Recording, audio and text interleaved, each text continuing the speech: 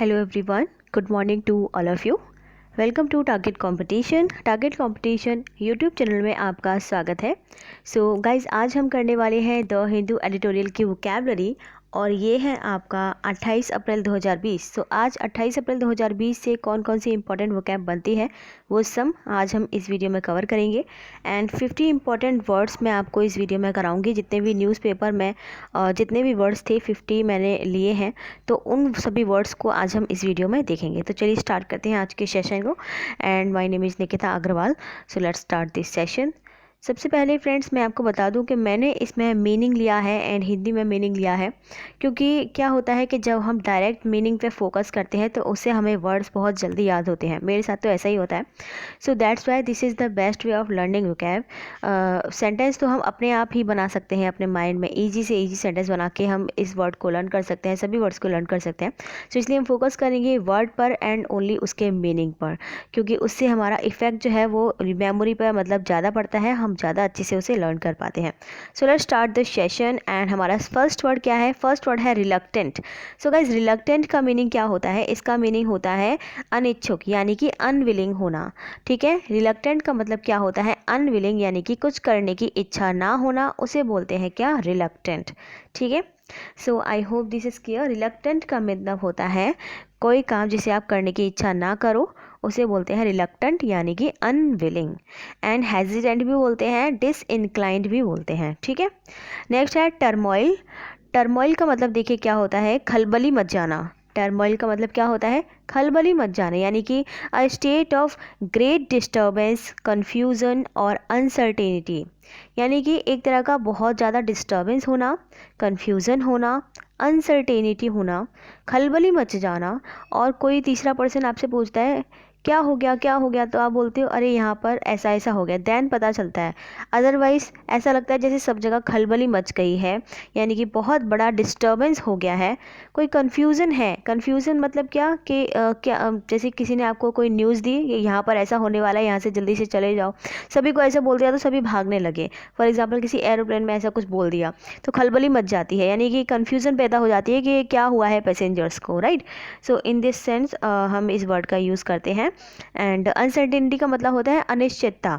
अनिश्चितता मतलब वही कि कोई चीज़ निश्चित ना हो, कि लाइक किसी ने बोल दिया, fake news they the and हम लोग बिना ही सर्टेन हुए वहाँ से निकल लिए। ठीक है, तो उसे बोलते हैं अनसर्टेनिटी। सो टर्मोइल का मतलब होता है सीधा सीधा क्या? खलबली मच जाना। ओके, इस वर्ड को आप याद रखिएगा। ब्योएंसी का मतलब क्या होता है? देखिए, ब्योएंसी का मतलब होता है अ चीयरफुल एंड ऑप्टिमिस्टिक एटीट्यूड और डिस्पोजिशन। बॉयंसी का मतलब क्या होता है? इसको बॉयंसी बोलते हैं। बॉयंसी का मतलब होता है चीयरफुल एंड ऑप्टिमिस्टिक एटीट्यूड और डिस्पोजिशन, यानी कि बहुत ज़्यादा प्रफुल्लता होना, यानी कि मन में बहुत ज़्यादा खुशी होना। चीयरफुल लिखा है ना, तो चीयरफुल मतलब क्या होता है? बहुत ज़्यादा खुशी होना।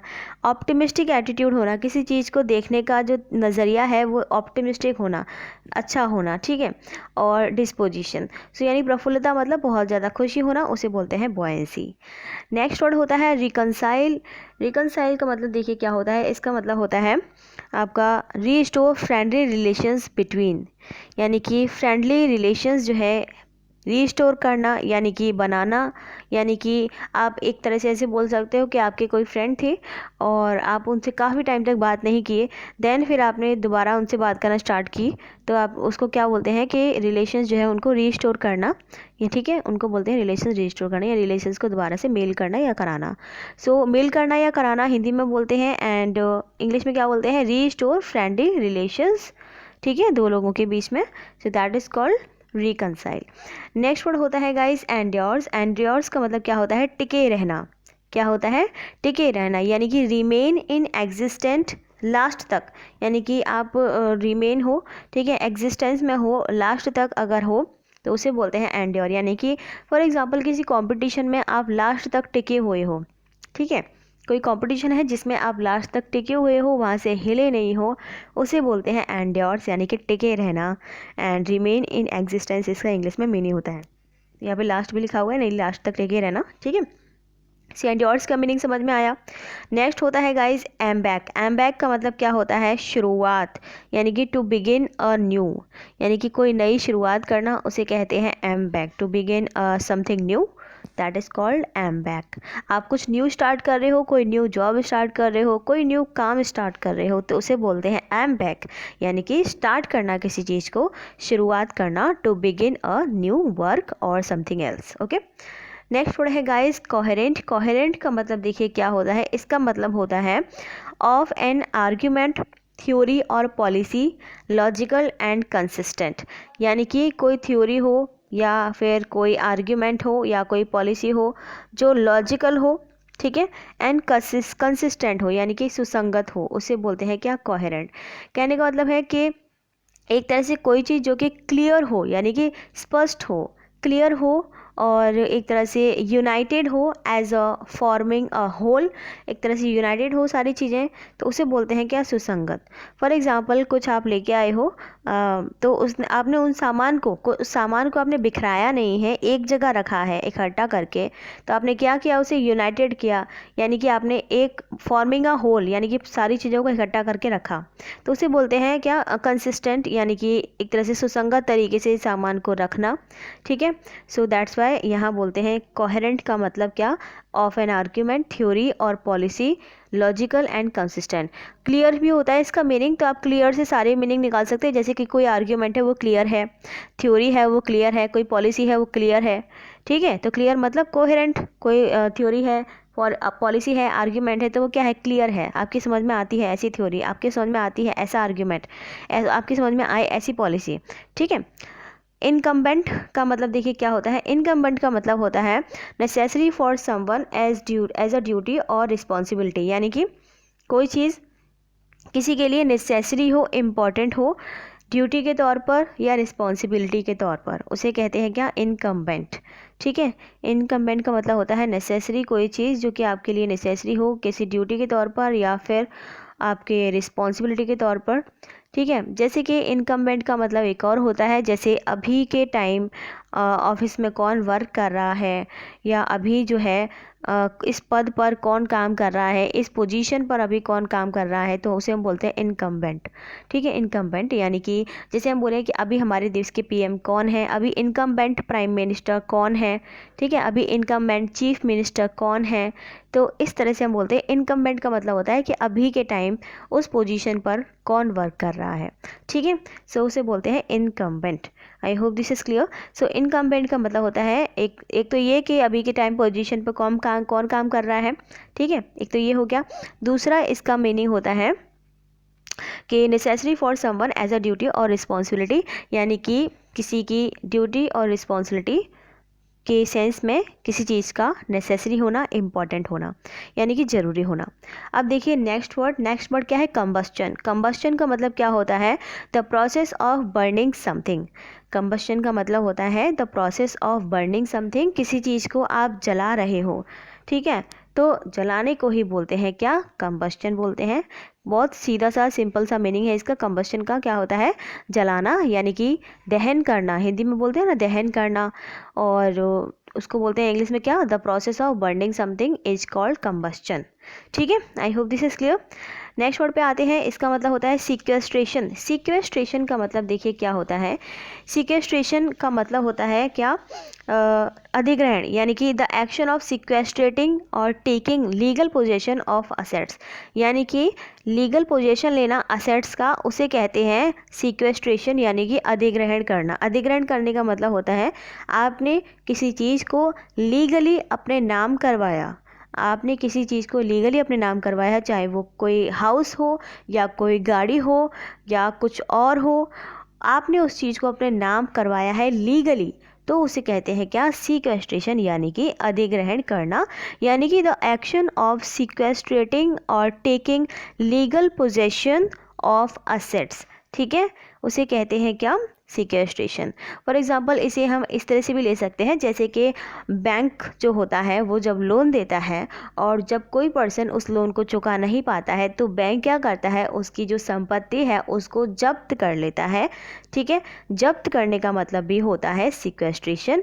जब्त क्यों बोल रहे हैं, यानी कि उसने क्या किया, जो जिसने लोन नहीं दे पाया उसके सामान को उसने लीगली क्या कर लिया, सिक्वेस्ट्रेशन, यानी कि अधिग्रहण कर लिया, यानी कि लीगली अपना बना लिया, ठीक है। Taking legal possession of assets. So bank क्या करेगी, सारे सामान को लीगली क्या कर लेगी, जब्त कर लेगी, अधिग्रहण कर लेगी, यानी कि सिक्वेस्ट्रेशन कर लेगी। ठीक है, so I hope this is clear. Next है डिपोर्टमेंट। डिपोर्टमेंट का मतलब देखिए क्या होता है, इसका मतलब होता है चाल ढाल, यानी कि the way a person stands and walks particularly as an element of etiquette. यानी कि इसका मतलब होता है कि कोई इंसान की चाल ढाल क्या है, कोई इंसान किस तरह से चल रहा है, यानी कि किसी इंसान का व्यवहार कैसा है, उसका चाल चलन कैसा है, उसके तौर तरीके कैसे हैं, इसे बोलते हैं डिपोर्टमेंट। यानी कि ये सीधा सीधा कनेक्ट है किससे, अ पर्सन बिहेवियर, यानी कि किसी पर्सन के बिहेवियर से, उसके मैनर से। जैसे आपके मैनर कैसा है, आपका बिहेवियर कैसा है, आपकी चाल ढाल क्या है, आपके चाल चलन कैसे हैं, आपके तौर तरीके कैसे हैं, आपका आचार कैसा है, आपका व्यवहार कैसा है, उसे कहते हैं क्या, डिपोर्टमेंट, यानी कि अ पर्सन्स बिहेवियर और मैनर्स। ठीक है, सो वर्ड देख के बिल्कुल भी यह नहीं लग रहा है कि इसका मीनिंग ये होगा, लेकिन ये ही इसका मीनिंग है। इसका मीनिंग होता है किसी भी पर्सन के चाल चलन से, उसकी चाल ढाल से, उसके व्यवहार से। ठीक है, so the way a person stands and walks particularly as an element of etiquette, यानी कि उसके चाल ढाल से पता करना कि वो पर्सन कैसा है, उसे कहते हैं क्या, डिपोर्टमेंट। ठीक है, नेक्स्ट वर्ड है इम्पोर्टेंट। इम्पोर्टेंट का मतलब होता है दुर्बल, यानी कि lacking in power as to act effectively helpless, यानी कि कोई पर्सन जो कि कम पावर हो, जिसके पास पावर की कमी हो, उसे बोलते हैं क्या, इम्पोर्टेंट, यानी कि lacking in power as to act effectively helpless, यानी कि इफेक्टिवली वर्क वो नहीं कर पा रहा है। क्यों, क्योंकि उसके पास पावर कम है, वो दुर्बल है, वो कमज़ोर है। ठीक है ना, यानी कि शक्तिहीन होना, एक तरह से पावरलेस होना, वीक होना। ठीक है, यानी कि unable to take effective action, कोई पर्सन जो इफेक्टिव एक्शन ना ले पाए उसे बोलते हैं दुर्बल, यानी कि इम्पोर्टेंट। क्या बोलते हैं, इम्पोर्टेंट। ठीक है, so unable to take effective action, helpless होना किसी पर्सन का, पावरलेस होना, किसी हेल्पलेस हो कोई पर्सन, पावरलेस है। ठीक है, so I hope this is clear. Impotent का मतलब lacking in power as to act effectively and helpless, और इसको हिंदी में बोलते हैं दुर्बल। नेक्स्ट वर्ड पे आते हैं, नेक्स्ट वर्ड है स्ट्राइफ। स्ट्राइफ का मतलब होता है बिटर कॉन्फ्लिक्ट, यानी कि विवाद हो जाना, यानी कि हीटेड ऑफ्टन वायलेंट डिसेंशन। विवाद हो जाना, दो लोगों के बीच में विवाद ऐसा हो जाना कि वो बहुत बड़ा हो, एक तरह से बिटर कॉन्फ्लिक्ट हो, यानी कि बहुत बड़ा कॉन्फ्लिक्ट मतलब तो होता ही है विवाद, राइट। सो ऐसा विवाद जो कि एक कलह का रूप ले ले, यानी कि एक झगड़े का रूप ले ले, एक खटपट होना, एक तरह की संघर्ष हो जाना, यानी कि एंग्री और बिटर डिसएग्रीमेंट। ठीक है, एंग्री और bitter disagreement over fundamental issues, यानी कि जो फंडामेंटल इश्यूज़ हैं, ठीक है, जो आम इश्यूज़ होते हैं उन पर एक एंग्री डिसएग्रीमेंट हो जाना। यानी कि डिसएग्रीमेंट का मतलब क्या होता है, दो लोगों की बातों का समान ना होना, किसी का कुछ ओपिनियन होना, किसी का कुछ ओपिनियन होना। ठीक है, सो उसे कहते हैं स्ट्राइफ। इसका मतलब होता है सीधा सीधा क्या, विवाद, यानी कि कॉन्फ्लिक्ट। ठीक है, so bitter conflict, heated often violent dissension. तो वायलेंट डिसेंशन के बाद क्या है, कोई चीज़ और ज़्यादा हीटेड हो गई है, यानी कि और ज़्यादा भड़क गई है कोई चीज़। ठीक है, उसको बोलते हैं कि विवाद। नेक्स्ट वर्ड है रिजोल्यूट। रिजोल्यूट का मतलब देखिए क्या होता है, रिजोल्यूट का मतलब होता है एक तरह से दृढ़, यानी कि कृत संकल्प होना किसी पर्सन का, यानी कि वेरी डिटरमाइंड होना किसी पर्सन का। फॉर एग्जाम्पल, आप सभी जॉब्स की तैयारी कर रहे हो, आप सभी अपने जॉब के लिए क्या हो, डिटरमाइंड हो, अपने फ्यूचर के लिए क्या हो, डिटरमाइंड हो, परसिस्टेंटली आप उस पर वर्क कर रहे हो, हार्ड वर्क कर रहे हो। सो उसे ही कहते हैं रिजोल्यूट, यानी कि वेरी डिटरमाइंड होना, परसिस्टेंट होना, उसे बोलते हैं रेजोल्यूट। ठीक है, so I hope this is clear. Next word है गाइस एस्क्राइब। एस्क्राइब का मतलब होता है एट्रीब्यूट, और attribute a cause a characteristic, यानी कि किसी कारण को बताना, उसे कहते हैं क्या, एस्क्राइब। ठीक है, यानी कि आप किसी चीज़ के कारण को बता रहे हो तो उसे कहते हैं एस्क्राइब, यानी कि attribute a cause a characteristic, यानी कि आप जैसे कि कोई इशू हुआ है, उस इशू के बारे में किसी ने आपसे पूछा कि क्या हुआ, तो आप उसे एक्सप्लेन कर रहे हो। एस्क्राइब और एक्सप्लेन दोनों एक दूसरे के सिमिलर होते हैं। एस्क्राइब मतलब भी होता है कारण बताना, और एक्सप्लेन का मतलब भी होता है समझाना। तो दैट्स वाई ये दोनों क्या है, एक दूसरे के सिमिलर हैं। एस्क्राइब को आप एक्सप्लेन की हेल्प से याद कर लीजिए, कोई प्रॉब्लम नहीं होगी। एस्क्राइब का मतलब एक्सप्लेन यानी कि कारण बताना, रीज़न बताना, एट्रीब्यूट करना। ठीक है, चलिए आगे बढ़ते हैं।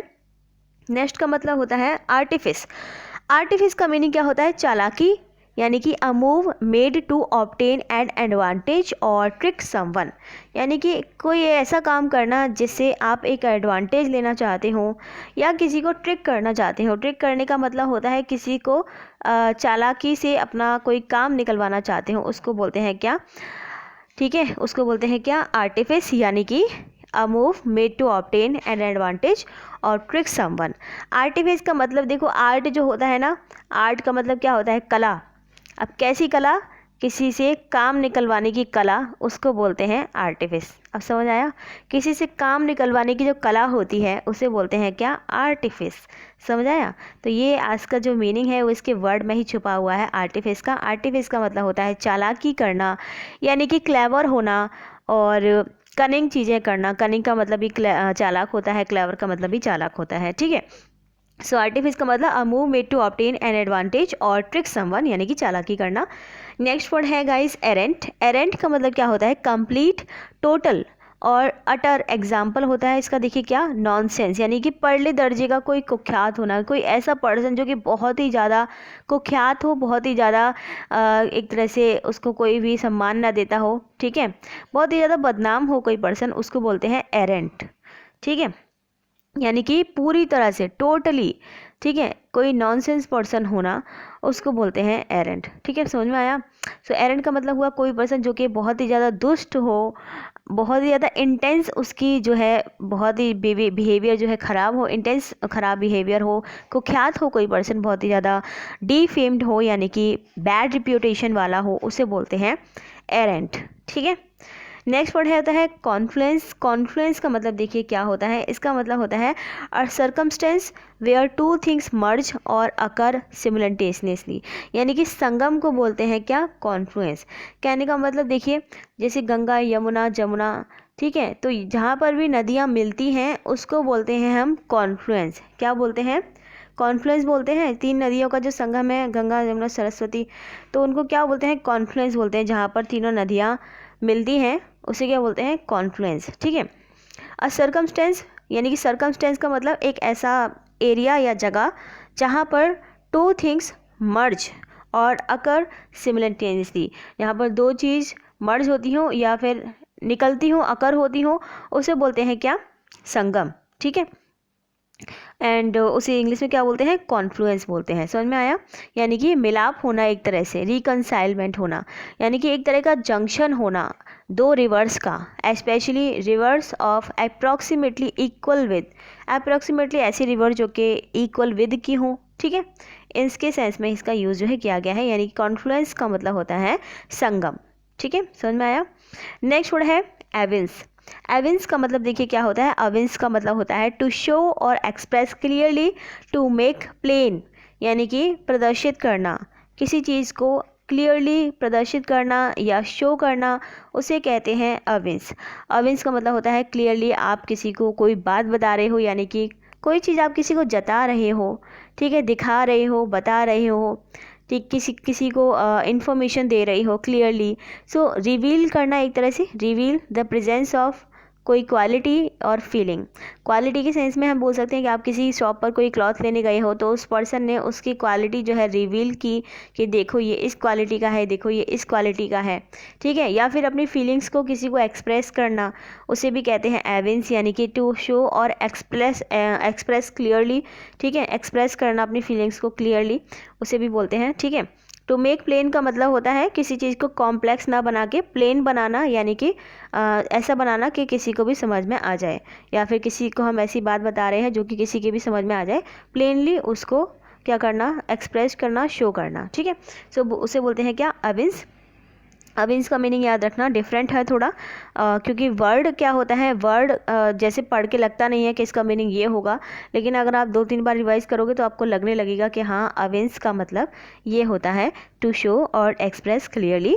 ठीक है, नेक्स्ट वर्ड है गाइज एक्सर्प्ट। एक्सर्प्ट का मतलब देखिए क्या होता है, a short piece or clip from a larger piece of media.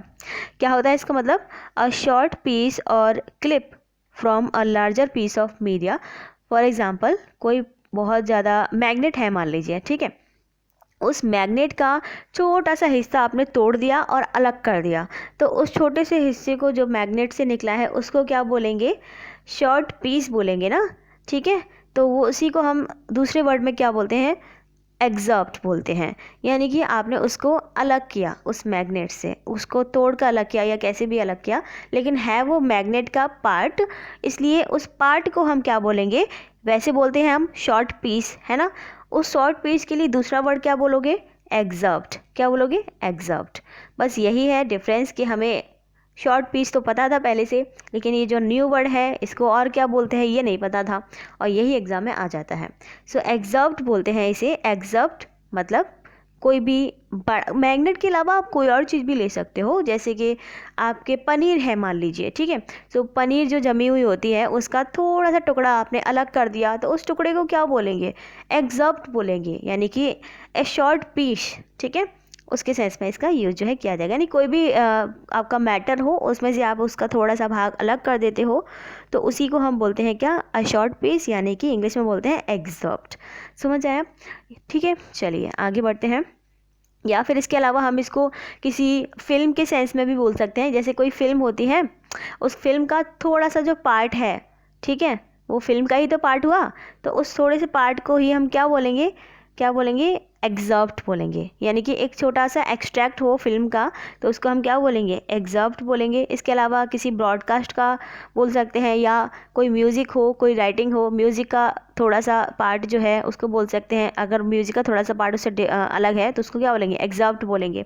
ठीक है, कोई राइटिंग है, कोई नोट है, उसका थोड़ा सा पार्ट किसी से अलग है उस पूरे नोट से, तो उस छोटे से नोट को, यानी कि जो अलग हिस्सा, अलग वाला हिस्सा है, उसको क्या बोलेंगे, एक्सर्प्ट बोलेंगे। आई hope this is clear. Now देखिए नेक्स्ट वर्ड क्या है, अकोस्ट। अकोस्ट का मीनिंग क्या होता है, approach and address someone boldly or aggressively, यानी कि किसी पर्सन को कैसे बुलाना, बोल्डली बुलाना और एग्रेसिवली किसी को बुलाना। ठीक है, अप्रोच करना किसी को, एड्रेस करना, लेकिन किस तरह से, बोल्डली एंड एग्रेसिवली। ठीक है, यानी कि आपने किसी को क्या किया, नमस्ते बोला, या आपने किसी को सलाम किया, नमस्कार किया, और आपने इस तरीके से किया है कि बहुत ही जोशीले अंदाज से, जैसे कि आर्मी सैल्यूट करती है ना, सैल्यूट करती है जब वो बोलती है जय हिंद, तो वो बहुत ही जोश भरे अंदाज में बोलते हैं। ठीक है, सैल्यूट करते हैं उसे कहते हैं सैल्यूटेशन। सो बहुत ही जोश भरे अंदाज में कोई काम करना उसे कहते हैं क्या, अकोस्ट, यानी कि approach and address someone boldly or aggressively. ठीक है, I hope this is clear. इसके अलावा इसका दूसरा मीनिंग गाइज ये भी होता है कि आप किसी पर गुस्से में बोल रहे हो, लाइक एग्रेसिवली लिखा है ना, एग्रेसिवली मतलब गुस्से में किसी को बुलाना, गुस्से में किसी को बोलना। ठीक है, उसे भी बोलते हैं क्या, एग्रेसिवली। फॉर एग्जांपल मीडिया है, मीडिया क्या करती है, बहुत सारे क्वेश्चंस पूछती है, रिपोर्टर्स बहुत सारे क्वेश्चंस करते हैं, एकदम से ही सारे क्वेश्चन आपके ऊपर डाल देते हैं, क्वेश्चंस की बारिश कर देते हैं, तो आप उनको फिर गुस्से में कैसे बोलोगे, एग्रेसिवली आप उन्हें बोलोगे, एग्रेसिवली आप उनसे बात करोगे। ठीक है, तो उसे बोलते हैं क्या, अकोस्ट, यानी कि approach and address someone boldly or aggressively. So boldly का मतलब आप उस तरह से ले सकते हो कि पॉजिटिव सेंस में, कि आपने एक तरह से बहुत ही वीरता के साथ किसी को सैल्यूट किया, या हाथ मिलाया किसी से, या नमस्कार किया जोश भरे अंदाज में। दूसरा तरीका ये कि आपने गुस्से में मीडिया को या फिर किसी ऐसे पर्सन को जो आपसे अच्छे से बात नहीं कर रहा है उसको एड्रेस किया, तो उसे बोलते हैं क्या, अकोस्ट। ठीक है, मीनिंग डिफरेंट है बट याद रखोगे तो कोई प्रॉब्लम नहीं है एग्जाम में। एग्जाम की पॉइंट ऑफ व्यू से ये सारे ही वर्ड बहुत ही ज़्यादा इंपॉर्टेंट है। अकोस्ट का मीनिंग समझ में आया, अब चलते हैं नेक्स्ट वर्ड पे। नेक्स्ट वर्ड है एक्यूटल। एक्यूटल का मतलब क्या होता है, a setting free from the charge of an offence और वर्डिक्ट, यानी कि दोष मुक्ति हो जाना, यानी कि किसी क्राइम से मुक्त हो जाना, कोई आपने क्राइम किया, तो क्राइम किया, आप उसको उसकी सज़ा मिल गई, फिर आपको मुक्त कर दिया गया, उसे बोलते हैं क्या? दोष मुक्ति होना। क्या बोलते हैं? दोष मुक्ति होना, यानी कि सज़ा से मुक्त हो जाना, यानी कि रिलीज हो जाना, डिस्चार्ज हो जाना। उसको हम हिंदी में एक और वर्ड बोलते हैं रिहाई, बोलते हैं ना, रिहाई हो जाना। तो उसे बोलते हैं क्या? दोष मुक्ति, यानी कि set free from the charge of an offence और वर्डिक्ट। यानी कि कोई ऑफेंस आपने किया या फिर कोई ऑफेंस किसी ने किया, आप लोग कभी मत करना, कोई ऑफेंस किसी ने अगर किया या कोई भी ऑफेंस कभी ना करे, अगर किया तो उसको फ्री कर देना, उसको बोलते हैं एक्विटल। वर्डिक्ट, किसी ने चाहे कानून जो है अपना, जो लॉ है, उसने कोई वर्डिक्ट सुनाया है, तो उस वर्डिक्ट से फ्री हो जाना, उसको बोलते हैं क्या? एक्विटल, यानी कि दोष से मुक्त हो जाना। यानी कि a judgement that a person is not guilty of the crime. ठीक है, एक ऐसा जजमेंट जिसमें कोई पर्सन उस क्राइम के लिए गिल्टी नहीं है, which the person has been charged. यानी कि फॉर एग्जांपल किसी पर गलत इल्ज़ाम लग जाना, कोई पर्सन है जिस पर गलत आरोप लगा दिया गया, ठीक है, ऐसा कोई ऑफेंस जो इसने किया ही नहीं, उसका आरोप उस पर लगा दिया गया, तो फिर उसको क्या कर देना? कोर्ट ने क्या कर दिया? फ्री कर दिया। जब उसका जो प्रूफ हो गया कि इसने ये काम नहीं किया है, उसको फ्री कर दिया, यानी कि उसको मुक्ति दे दी गई। ठीक है, तो उसको बोलते हैं क्या? सेट फ्री, यानी कि फ्री करना किसी चार्ज से, किसी ऑफेंस की वजह से या किसी वर्डिक्ट से। ठीक है, उसको बोलते हैं क्या? एक्विटल। नेक्स्ट है इम्प्लीकेशन। इम्प्लीकेशन का मतलब क्या होता है? एन आइडिया और belief that is suggested from something else. यानी कि कोई आइडिया या फिर कोई बिलीफ जो कि किसी और के द्वारा क्या किया गया हो? सजेस्ट किया गया हो, यानी कि इम्प्लीकेशन बोलते हैं उसको इंग्लिश में। कहने का मतलब है कोई आशय होना, यानी कि कोई क्या होना? कंक्लूजन होना। The conclusion that can be drawn from something although it is not explicitly stated।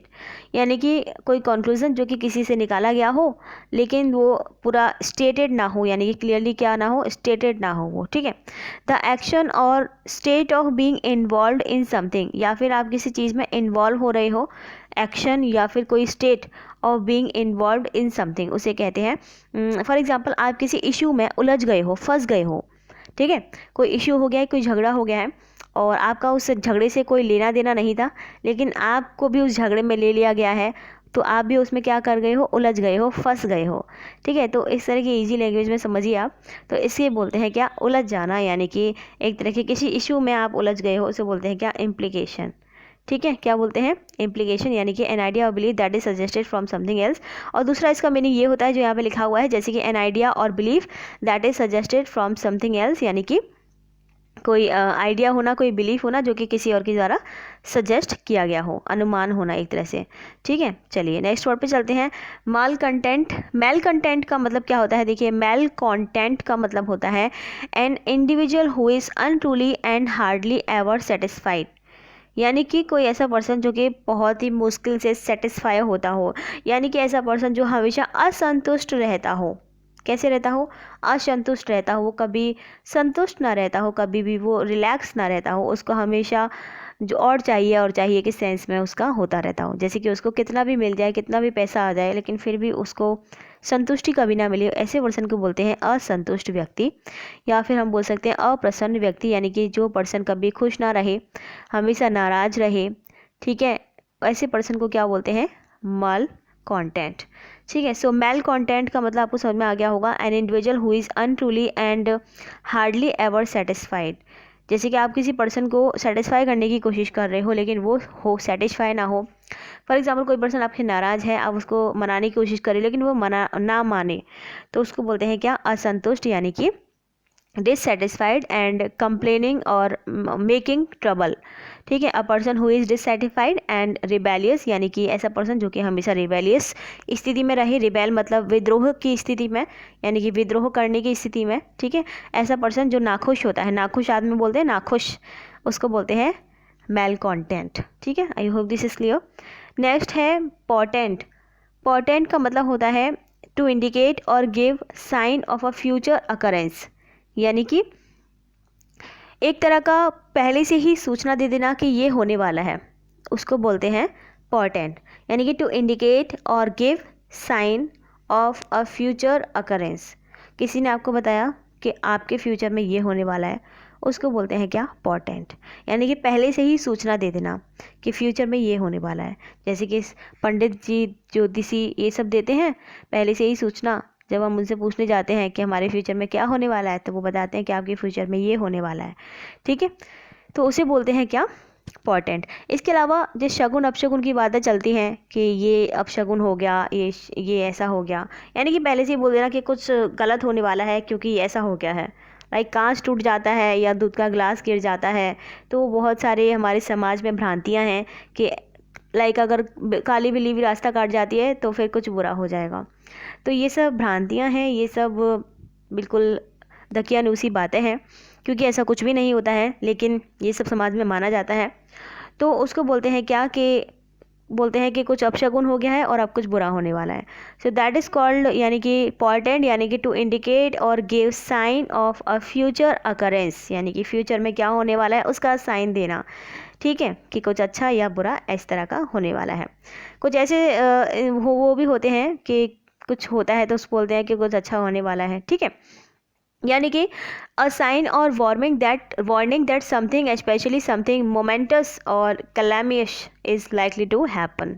I hope this is clear. Portent का मतलब याद रखिएगा। नेक्स्ट वर्ड होता है रेपार्टी। रेपार्टी का मतलब देखिए क्या होता है। रेपार्टी का मतलब होता है an interchange of clever replies, यानी कि एक तरह का क्लेवर रिप्लाई देना, ठीक है, एक तरह का मस्खरापन का जवाब, ठीक है। क्लेवर रिप्लाई जब किसी को देते हैं, क्लेवर रिप्लाई देना, उसे बोलते हैं क्या, रेपार्टी। यानी कि जैसे कि किसी ने आपसे कोई सवाल पूछा तो आपने उसका एक क्लेवर आंसर किया, ठीक है, यानी कि शीघ्र जो आपने एक चालाकी वाला जो जवाब होता है, या फिर हम बोलें कि हाजिर जवाबी जो होती है, हाजिर जवाबी उसे कहते हैं। यानी कि क्विक रिप्लाई, एक तरह का विटी रिप्लाई होना, ठीक है, यानी कि क्लेवर रिप्लाई होना, क्विक फायर रिप्लाई होना, उसे बोलते हैं क्या, रेपार्टी, यानी कि हाजिर जवाबी होना। सो रेपार्टी का मतलब हो गया मस्खरापन का जवाब, यानी कि an interchange of clever replies. Next है पॉम्पस। पॉम्पस का मतलब होता है गर्वित, यानी कि having or exhibiting self importance, self importance की फीलिंग आना, उसको कहते हैं क्या, पॉम्पस। यानी कि अपने आप को इम्पोर्टेंट मानना, उसे बोलते हैं क्या, सेल्फ इम्पोर्टेंस।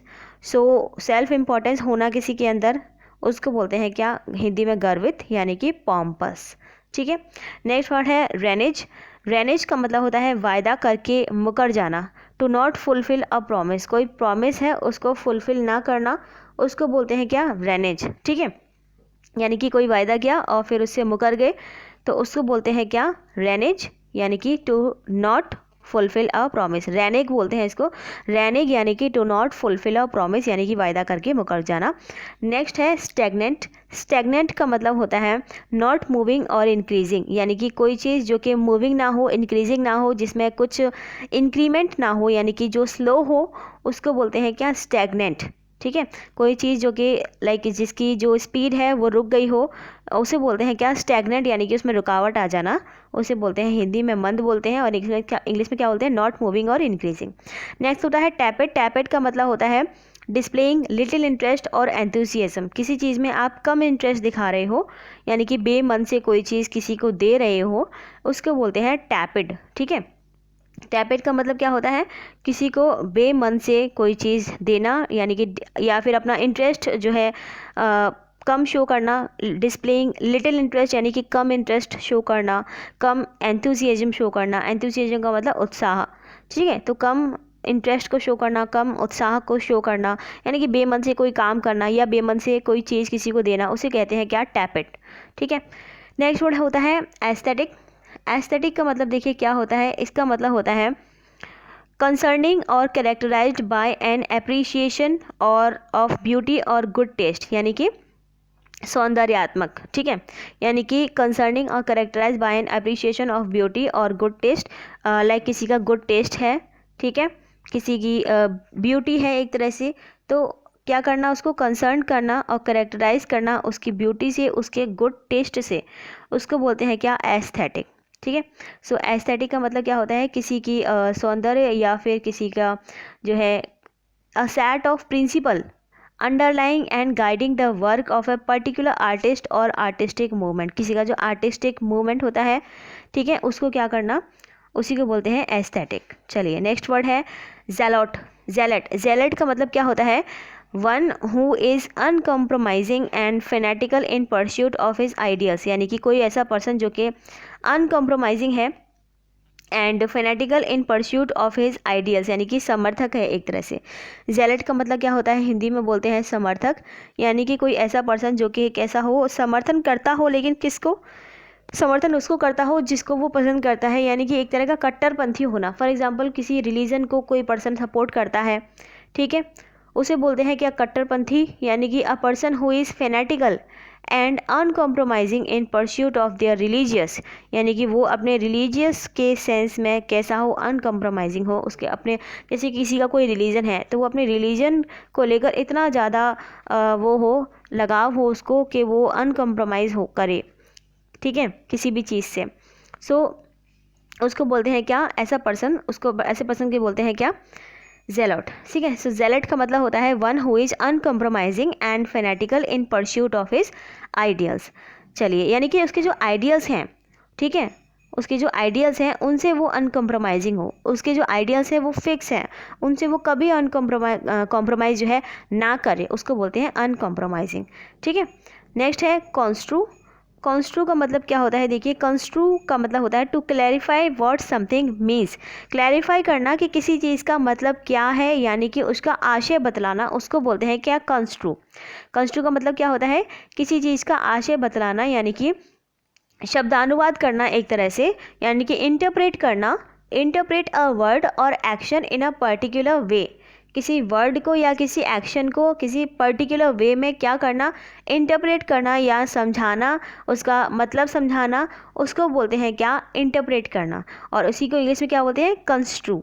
कंस्ट्रू और इंटरप्रेट दोनों एक जैसे हैं, इसकी हेल्प से, इंटरप्रेट की हेल्प से आप कंस्ट्रू को याद कर सकते हैं, ठीक है। नेक्स्ट है जेनोफोबिया। जेनेफोबिया का मतलब देखिए क्या होता है, जेनेफोबिया का मतलब होता है अज्ञात जन भीति, यानी कि अ dread or dislike of anything or anyone foreign, specially people from other cultures and raises, यानी कि ऐसा कोई पर्सन जो कि विदेशी लोगों को पसंद ना करता हो, फॉरेनर्स को पसंद ना करता हो, ठीक है, यानी कि उसके अंदर एक इंटेंस डिसलाइक हो, इरेशनल डिसलाइक हो, या फिर एक तरह का फियर हो ऐसे लोगों से जो अदर कंट्री से हैं, उसको बोलते हैं क्या, जेनेफोबिया। जेनेफोबिया का सीधा सीधा मतलब होता है कोई ऐसा पर्सन जो कि विदेशी लोगों से डरता हो, उसको बोलते हैं क्या, जेनेफोबिया। उस बीमारी को बोलते हैं जेनेफोबिया, ठीक है। चलिए, आई hope this is clear. Next है वर्चुओसो। वर्चुओसो का मतलब देखिए क्या होता है, वर्चुओसो का मतलब होता है अ पर्सन, या फिर कोई म्यूजिशियन भी ले सकते हैं, a person who does something a very skilful way, ठीक है। तो यहाँ पे म्यूजिशियन के सेंस में ही इसका मीनिंग होता है कि कोई ऐसा म्यूजिशियन जो कि बहुत ही स्किलफुल हो, कैसा हो, बहुत ही ज़्यादा स्किलफुल हो, यानी कि वो म्यूज़िक में बहुत ही अच्छा हो, यानी कि उसके अंदर एक तरह की कला हो म्यूज़िक वाली, ठीक है। A person highly skilled in music, ऐसा कोई पर्सन जो कि हाईली स्किल्ड हो म्यूज़िक में, या फिर किसी और आर्टिस्टिक परस्यूट में, किसी और आर्टिस्टिक परस्यूट से भी ले सकते हैं, जैसे कि आपका म्यूज़िक के अलावा कोई और ले सकते हैं, जैसे कि आर्ट हुआ, ठीक है, इसके अलावा आर्किटेक्चर हुआ, तो किसी और वर्क में भी अगर कोई पर्सन हाईली स्किल्ड है तो उसको बोलते हैं वर्चुओसो, ठीक है। I hope this is clear. चलिए, नेक्स्ट है सलन। सलन का मतलब क्या होता है, सलन का मतलब होता है बैड टेम्पर्ड एंड ग्लूमी, यानी किसी ऐसे पर्सन का होना जो कि बैड टेम्पर्ड है या ग्लूमी है। ग्लूम मतलब क्या होता है, उदास। बैड टेम्पर्ड मानी बहुत ही बेकार टेम्पर वाला होना किसी पर्सन का, यानी कि एक तरह का बदमिजाज किस्म का किसी पर्सन का होना, ठीक है। या हम बोल सकते हैं फॉर्मल एंड डिग्निफाइड, यानी कि कोई ऐसा पर्सन जो कि गंभीर हो, सीरियस रहता हो हमेशा, ठीक है। एंड एक तरह से उसे बोलते हैं क्या, हम उसे बोलते हैं सेलन, यानी कि बैड टेम्पर होना किसी पर्सन का, ग्लूमी होना, that person will be called sullen, यानी कि बदतमीज किस्म का या बदमिजाज किस्म का किसी पर्सन का होना, दैट इज़ कॉल्ड सेलन, ठीक है। So I hope this is clear. या फिर कोई पर्सन उदास है या जिद्दी है या चिड़चिड़ा है, ठीक है, या फिर स्लो है, यानी कि एक तरह का डिप्रेस्ड मूड होना, सल्की मूड होना, ठीक है, बैड टेम्पर होना। सल्की भी बोलते हैं इसको, SULKY, सल्की मतलब कोई ऐसा पर्सन जो कि उदास रहता हो या फिर अच्छे मूड का ना हो, डिप्रेस्ड मूड का हो, उस पर्सन को बोलते हैं क्या, सेलेन। सेलेन यानी कि बदमिजाज होना, बैड टेम्पर होना, ग्लोमी होना। नेक्स्ट वर्ड है पॉन्डरस। पॉन्डरस का मीनिंग होता है वेरी बोरिंग और डल, बहुत ही ज़्यादा बोरिंग होना, डल होना, उसको बोलते हैं कि आप पॉन्डरस। यानी कि हिंदी में इसको एक और वर्ड बोलते हैं, वो होता है नीरस। क्या होता है? नीरस। यानी कि कोई ऐसी चीज़ जो कि बहुत ही ज़्यादा बोरिंग हो या फिर कष्टकारक हो या कष्ट देने वाली हो। ठीक है, फॉर एग्जांपल कोई काम है आप कर रहे हो, वो आपको बहुत प्रॉब्लम देने वाला काम है, तो उसको बोलते हैं क्या? पॉन्डरस। या फिर कोई वर्क यानी कि कोई लेबर वाला काम जो कि बहुत ज़्यादा हार्ड वर्क वाला काम हो, लेबर वाला काम, तो उसको भी बोलते हैं पॉन्डरस। ठीक है, सो इसका मतलब होता है वेरी बोरिंग और डल यानी कि नीरस। नेक्स्ट होता है ऑब्ड्यूरेट। ऑब्ड्यूरेट का मतलब क्या होता है? अनमूव्ड बाय परसुएशन, पिटी और टेंडर फीलिंग, स्टबन यानी जिद्दी होना। किसी ऐसा पर्सन जो कि कैसा हो? जिद्दी हो। स्टबन का मतलब आप जानते हो सीधे सीधे जिद्दी होता है। ऑब्ड्यूरेट का मतलब भी वही होता है कि कोई ऐसा पर्सन जो कि जिद्दी हो, कठोर हो।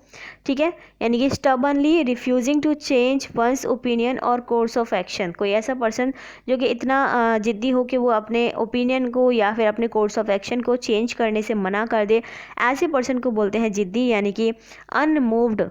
ठीक है, अनमूव्ड बाय परसुएशन, पिटी और टेंडर फीलिंग्स, यानी कि वो बहुत ही ज़्यादा जिद्दी हो जो कि अपने कोर्स ऑफ एक्शन को चेंज ना करे, अपने ओपिनियन को चेंज ना करे, उसे बोलते हैं ऑब्ड्यूरेट यानी कि जिद्दी होना। नेक्स्ट है नप्शल्स। नप्शल का मतलब देखिए क्या होता है गाइस? नप्शल्स का मतलब होता है अ सेरेमनी ऑफ मैरिज, शादी। जो शादी होती है उसे बोलते हैं क्या? नप्शल्स।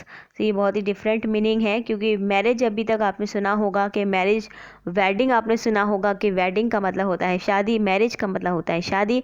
नप्शल्स भी एक ऐसा वर्ड है जिसका मतलब होता है शादी यानी कि अ वेडिंग। ठीक है, सो ये बहुत ही डिफरेंट वर्ड है, इसको आप याद रखिएगा। नप्शल्स का मतलब ये होता है शादी। द कपल आर, जैसे मैं कोई सेंटेंस बोलूँ, the couple are still to set a date for their forthcoming nuptials, यानी कि कपल जो है वो अपनी डेट फिक्स कर रहे हैं अपनी आगे आने वाली शादी के लिए, यानी कि नप्शल्स के लिए। ठीक है, सो नप्शल्स का मतलब होता है अ सेरेमनी ऑफ मैरिज यानी कि शादी। नेक्स्ट वर्ड देखते हैं। नेक्स्ट वर्ड है हमारा ज़ेफर। ज़ेफर का मतलब क्या होता है? ज़ेफर का मतलब होता है अ लाइट और डेलिकेट वाइंड, यानी कि हल्की हवा। जो हल्की हवा होती है उसको बोलते हैं क्या? ज़ेफर। ठीक है, अ लाइट और delicate wind, that is called zephyr. Ailment का मतलब क्या होता है? कोई रोग, यानी कि a condition that affects a person's mental और फिजिकल वेलबींग। कोई ऐसी कंडीशन जो कि किसी पर्सन के मेंटल या फिजिकल जो है हालत, उसको क्या कर दे? रोग से भर दे, यानी कि उसको बोलते हैं क्या? एलिमेंट। यानी कि ऐसी कंडीशन जिसमें पर्सन की मेंटल जो है हालत जो है ख़राब हो जाए। ठीक है, मेंटल कंडीशन ख़राब हो जाए, उसे बोलते हैं क्या? एलिमेंट। ठीक है, सो एलिमेंट का मतलब सीधा सीधा यानी कि रोग हो जाना, कोई बीमारी हो जाना। ठीक है, या फिर कोई इलनेस। ठीक है, और लेकिन इलनेस ऐसी होना जो कि माइनर हो। एलिमेंट से कोई बड़ी वाली इलनेस नहीं होती है, कोई माइनर वाली। ठीक है, उसे बोलते हैं क्या? इलनेस, यानी कि कष्ट होना एक तरह से। कॉन्फ्लेग्रेशन का मतलब देखिए क्या होता है? कॉन्फ्लेग्रेशन का मतलब होता है एक तरह का आग होना, यानी कि कॉन्फ्लिक्ट और वॉर। कॉन्फ्लिक्ट और वॉर यानी कि विवाद होता है कॉन्फ्लिक्ट का मतलब, और वॉर का मतलब क्या होता है? लड़ाई। ठीक है, और इसका मतलब दूसरा एक और होता है, वो होता है आग, यानी कि फायर, जैसे कि हिंदी में यहाँ पे लिखा हुआ है fire. An extensive fire that destroys a great deal of land और प्रॉपर्टी। इतनी फायर जो है लग जाना जो कि किसी लैंड को, यानी कि किसी जगह को या किसी बिल्डिंग को पूरी तरह से जला के खाक कर दे, किसी की प्रॉपर्टी को खाक कर दे, उसे कहते हैं क्या? कॉन्फ्लेग्रेशन, यानी कि आग लग जाना। ठीक है, द फायर, जैसे कि हम बोलते हैं सेंटेंस में, that fire can become a huge conflagration, यानी कि वो फायर बहुत ही बड़ी कॉन्फ्लेग्रेशन बन सकती है, यानी कि बहुत ही बड़ी आग का रूप जो है ले सकती है। ठीक है, यानी कि एक एक्सटेंसिव फायर जो कि सभी चीज़ों को डिस्ट्रॉय कर दे। जैसे कि अभी अमेज़न के जंगलों में आग लगी थी, तो उसने क्या कर दिया था? बहुत ज़्यादा डिस्ट्रॉय सारी चीज़ें कर दी थी, एनिमल्स की बहुत ज़्यादा डेथ हुई थी वहाँ पर, तो उसको बोलते हैं क्या? कॉन्फ्लेग्रेशन, यानी कि बहुत ही ज़्यादा बड़ी वाली आग लग जाना। ठीक है, नेक्स्ट देखते हैं गाइस। नेक्स्ट होता है कैनफॉर्मिस्ट। कैनफॉर्मिस्ट का मतलब क्या होता है? An individual who follows accepted practices, यानी कि कोई ऐसा पर्सन जो कि कहीं किसी जगह के कोई रूल्स हैं तो उनको अगर कोई पर्सन फॉलो कर रहा है तो उसको बोलते हैं क्या? कैनफॉर्मिस्ट। ठीक है, क्या बोलते हैं?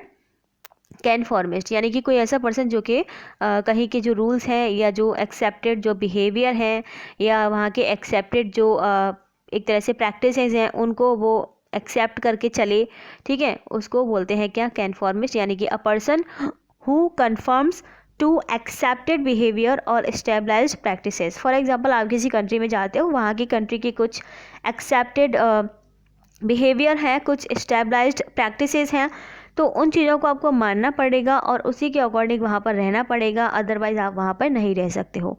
तो ऐसा पर्सन जो कि इन सब चीज़ों को माने, कंफर्म करे, उसको बोलते हैं क्या, कन्फॉर्मिस्ट। ठीक है, I hope this is clear. Next है मोकरी। मोकरी का मतलब होता है मजाक यानी कि उपहास उड़ाना। Ridicule that is directed at a person, group और थिंग, यानी कि मोकरी का तो सीधा सीधा मतलब होता है क्या होना, मजाक उड़ाना। ठीक है, मोकरी का सीधे सीधा मतलब क्या होता है, किसी का उपहास उड़ाना या किसी का मजाक उड़ाना, किसी को टीज करना। ठीक है, दैट इज कॉल्ड मोकरी, यानी कि मजाक, यानी कि किसी से छल करना एक तरह से। ठीक है, डिसेप्शन बोलते हैं जिसको, उसे बोलते हैं क्या, मोकरी, यानी कि मजाक करना, यानी कि किसी को टीज करना, यानी कि टीजिंग एंड कंटेम्प्टस लैंग्वेज और behaviour directed at a particular person और थिंग। एक ऐसी टीजिंग लैंग्वेज होना या बिहेवियर होना जो कि डायरेक्टली किसी पर्सन को, किसी पर्सन के लिए हो या किसी थिंग के लिए हो। ठीक है, किसी पर्सन को या किसी थिंग को टीज करना, उसे बोलते हैं क्या, मोकरी करना, यानी कि मजाक करना। नेक्स्ट देखते हैं, इसका मतलब होता है प्यूसेंट। प्यूसेंट का मतलब क्या होता है, having a large amount of authority or power.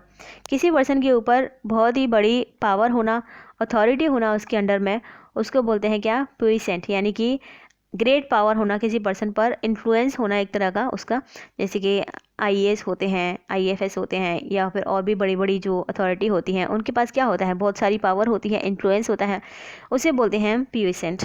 ठीक है, सो प्यूसेंट का मतलब होता है having a large amount of authority or power. Next word देखते हैं गाइस, पर्लॉइन। पर्लॉइन का मतलब होता है to take another's belongings without permission. किसी पर्सन की चीज़ों को आप उठा लो बिना किसी परमिशन के, तो उसको बोलते हैं पर्लॉइन। क्या बोलते हैं, to take another's belongings without permission, बिना किसी की परमिशन के उनकी चीज़ों को उठाना, यानी कि चुराना, यानी कि एक तरह से चोरी करना, अपहरण कर लेना, उसे बोलते हैं क्या, स्टील करना, यानी कि पर्लॉइन करना। ठीक है, सो पर्लॉइन का सीधा सीधा मतलब क्या होता है, किसी की चीज़ों को चुराना या किसी को अपहरण कर लेना। ठीक है, उसे बोलते हैं क्या, purloin, to take another's belongings without permission, that is called purloin. Next देखते हैं, नेक्स्ट है सॉर्डेड। सॉर्डेड का मतलब होता है वेरी बैड और डर्टी, बहुत ही ज़्यादा बैड होना या डर्टी होना या गंदा होना, उसे बोलते हैं क्या, सॉर्डेड। ठीक है, इजी मीनिंग है सॉर्डेड का, आप इसलिए इजी लर्न कर सकते हो। सॉर्डेड का मतलब कोई चीज़ वेरी बैड होना, गंदा होना। नेक्स्ट है रिप्रीहेंसिबल।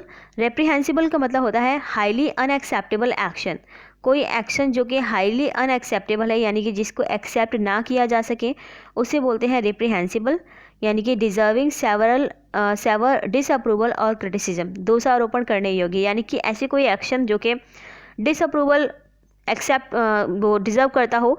ठीक है, डिसअप्रूवल डिजर्व करता हो, क्रिटिसिज्म को डिजर्व करता हो, ऐसी कोई एक्शन है तो उसको हम बोलते हैं क्या, रेप्रीहेंसिबल। क्या बोलते हैं, रेप्रीहेंसिबल। ठीक है, यानी कि निंदा करना एक तरह से, डिजर्विंग सेंसर और कंडेमनेशन। ऐसा कोई कार्य, जैसे कि किसी पर्सन ने कोई गलत कार्य किया, अब उस गलत कार्य की क्या की जाएगी, निंदा ही तो की जाएगी, डिसअप्रूव ही तो किया जाएगा, क्रिटिसाइज ही तो किया जाएगा। तो ऐसा कोई काम जो क्रिटिसाइज करने लायक हो, जिससे डिसअप्रूव करने लायक हो, कोई अनएक्सेप्टेबल एक्शन हो, उसको बोलते हैं रेप्रीहेंसिबल। क्या बोलते हैं, रेप्रीहेंसिबल, यानी कि कोई काम जो कि क्रिटिसिज्म के लायक हो, डिसअप्रूवल के लायक हो। हिंदी में बोलते हैं दोषारोपण करने योग्य, यानी कि कोई निंदा का विषय। ठीक है, होप दिस इज क्लियर।